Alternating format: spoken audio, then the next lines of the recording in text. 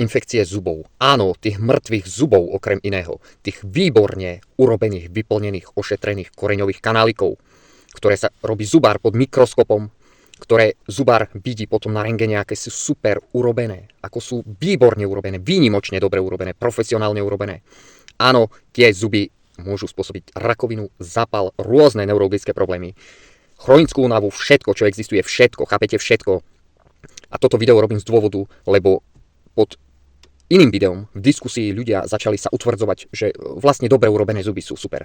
Tak tu máte vedecký text od človeka z Utrechtu, z medicínskeho centra, kde výnimočne dobre urobený zub, ošetrený mŕtvý zub spôsoboval reumatoidnú artritídu a po vyťahnutí zubov je bez reumatoidnej artritídy ďalších 16 rokov. Reumatoidný faktor v krvi nič a zrazu reuma je vyriešená.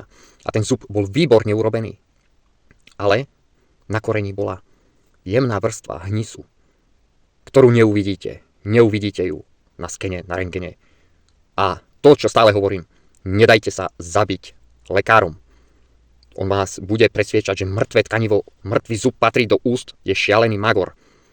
Ja vám nebudem kecať blúdy, že môj produkt výživa vám vylieči rakovinu alebo autoimunitu alebo niečo, že vám nevylieči nič.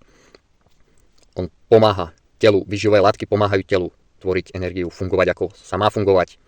Ale žiadny produkt na svete vám nevyrieši problém, ktorý je spôsobený mŕtvým hnijúcim zubom, hoci ako dobre urobeným vo vašich ústach.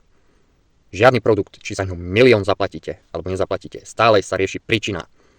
Najdôležitejšia vec je výživa a potom detoxifikovať telo. Vyťahnuť zub, samozrejme, toto je prvé, to je prvá vec, ktorá sa robí ako detoxifikácia.